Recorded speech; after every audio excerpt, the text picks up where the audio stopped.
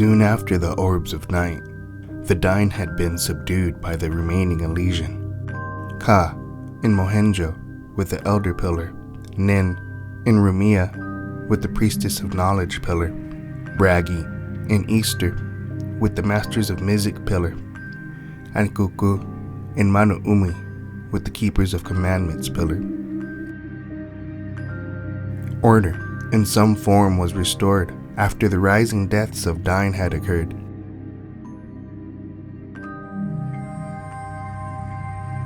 Some Diné grew violent, as Bishra had, and began doing as they willed.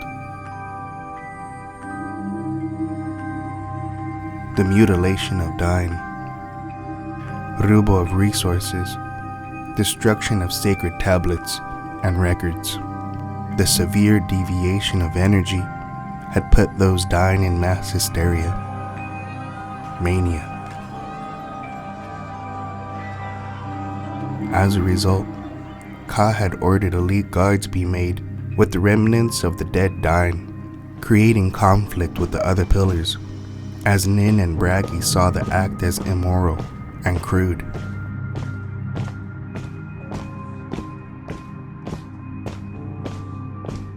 In an attempt to understand what had gone askew, Kuku and the Keepers of Commandments began to imprison and examine the Diné who had gone astray from Asa.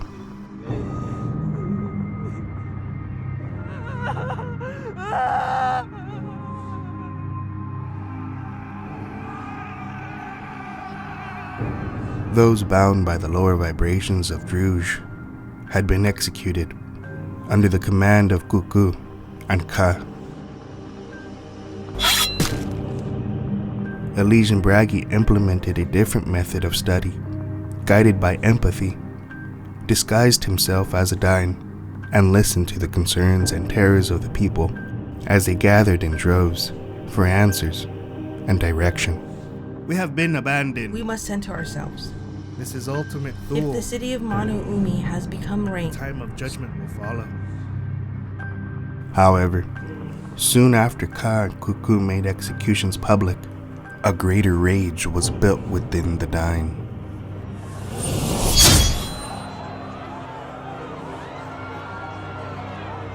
A group of Diné led by Enoch began organizing a revolt, later deemed as the Raid of 1,000 Diné.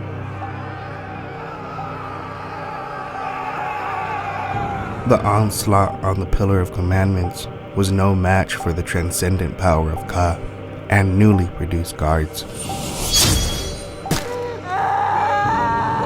None had survived.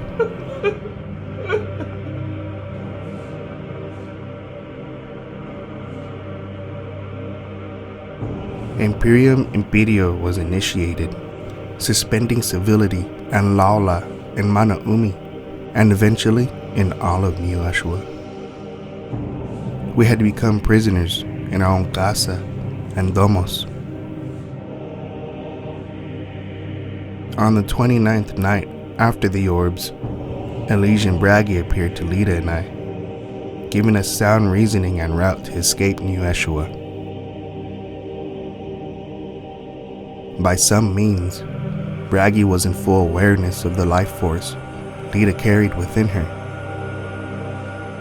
and were ordered never to return after leading us towards safe passage out of New Ashua.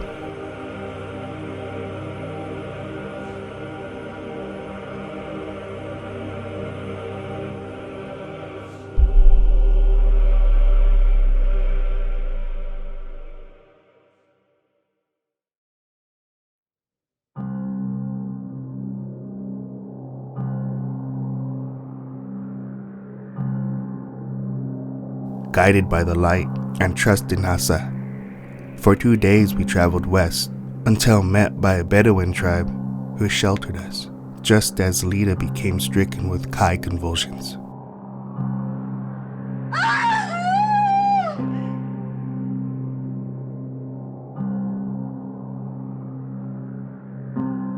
A virtuous group of ascended masters, children of Asa, had gathered to witness and guide the birth of Crystalla, first son of the Diné. Helpless I stood, voiceless I stood, and in confinement I stood.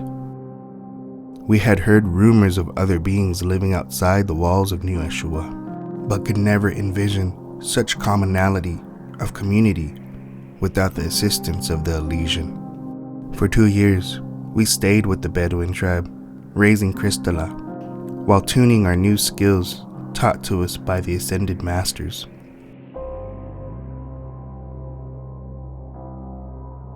The Bedouin tribe had managed to keep away from the remaining Elysian reach due to the evolving magnetic shifts outside of New Yeshua. We observed the symbiotic relationship the Bedouin people shared with the land and beasts, and learned new meaning in our oneness to this world and each other.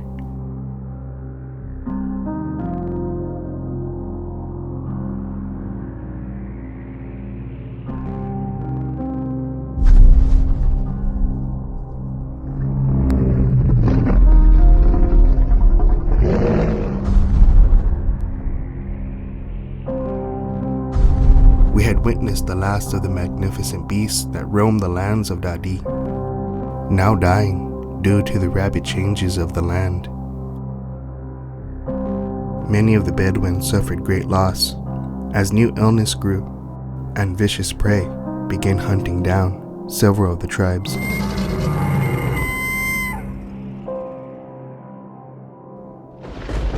Radical shifts in climate had forced us to return to New Yeshua for shelter.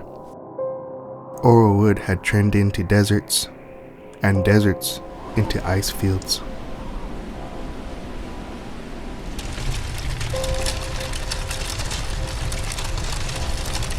These were no conditions to raise Crystalla, but with this decision brought greater risks towards alerting the remaining Elysian to the existence of our Moana.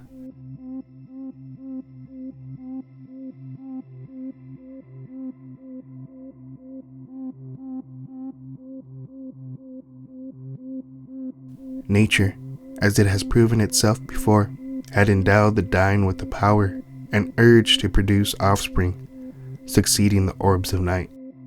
Since Reta and I had left New Yeshua, the Diné, through practice, had found a way to manifest life inside themselves, with the use of harmonized kankao and an arrangement of their inner helix forces with one another. In spite of such miracles, the Diné anatomy was not built for such outcome, resulting in many Diné perishing, with their unborn offspring trapped inside.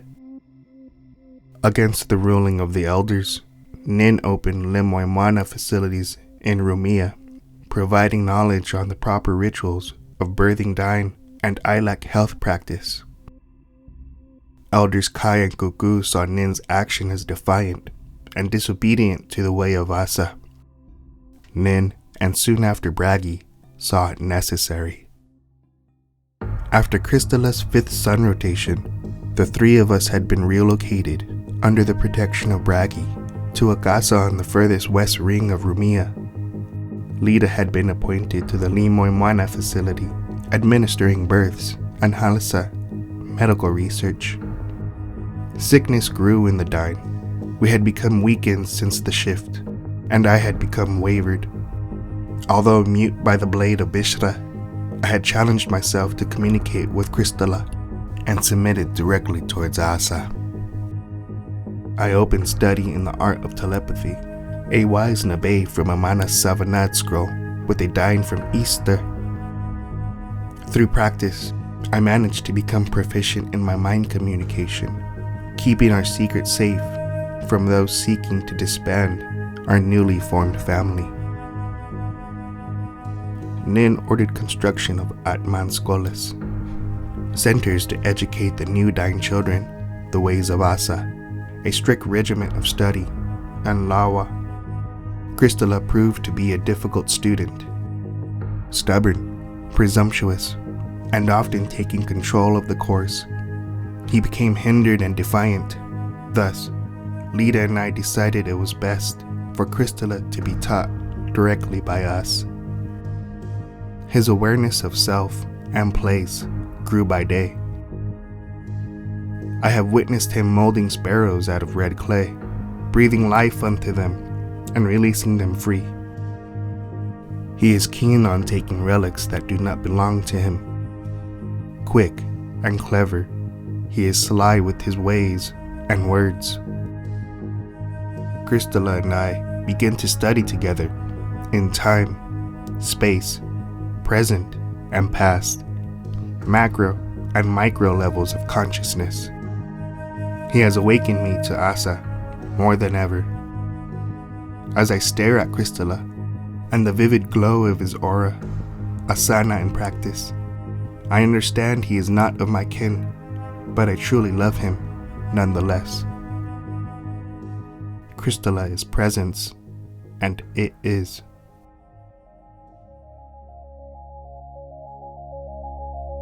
Vibrant colors dance in twilight, a wovina in the medium of communication.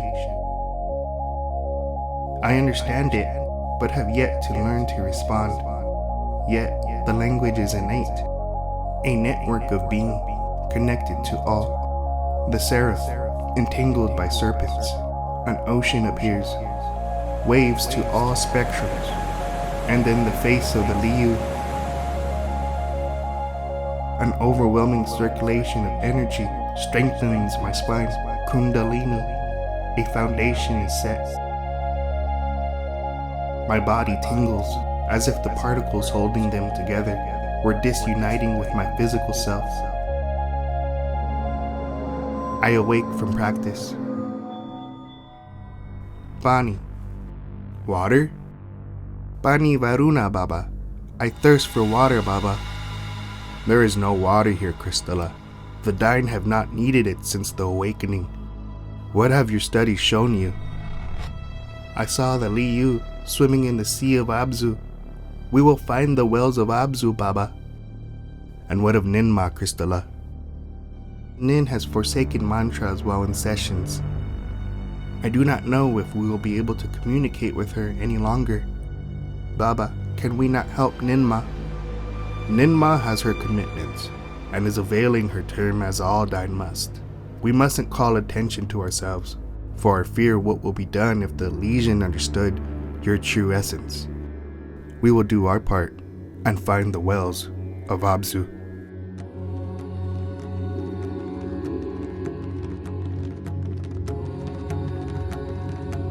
After a night of study, Mob and Crystalla begin walking northwest from Rumia just before sunrise.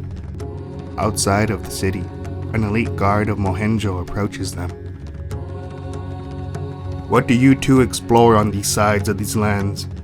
Answer swiftly, these parts are unsafe. We are in search of Abzu. Mob stops Crystalla from saying any more and communicates with the guard through telepathy.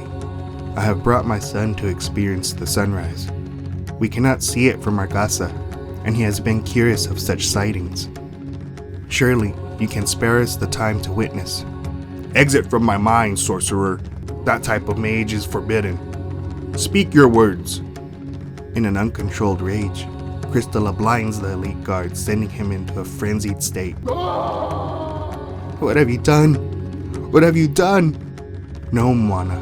Replace his vision. I can't. I'm trying, Baba. Elder Ka will learn of this. This is the act of Druge.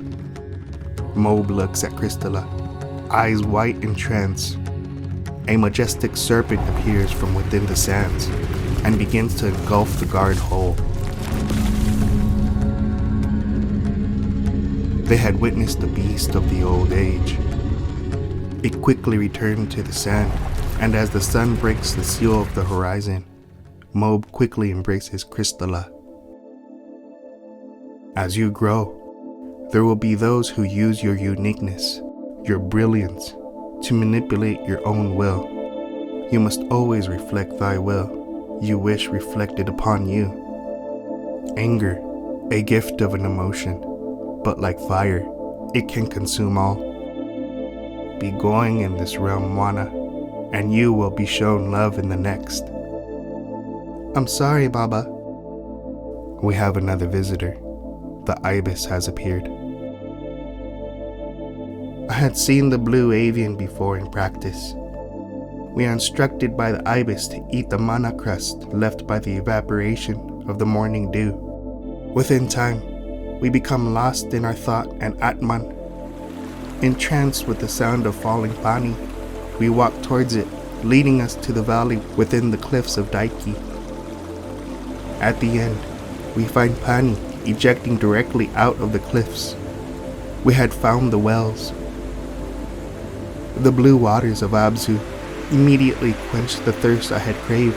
My skin slowly begins to turn the color of Kiara. A sudden blue light emits from within the well, followed by beads of air. A boy, resembling the same age of Crystalla, floats from the bottom, out. Mobe runs into the pond. Mobe, distracted, reviving the boy. Crystalla begins to hear incantations fill the air, kneels down across Mobe, and places his thumb on the pineal eye of the boy. Awaken, my brother. The boy begins coughing and takes his first breath on Dadi. Who are you? Karta. I am Karta.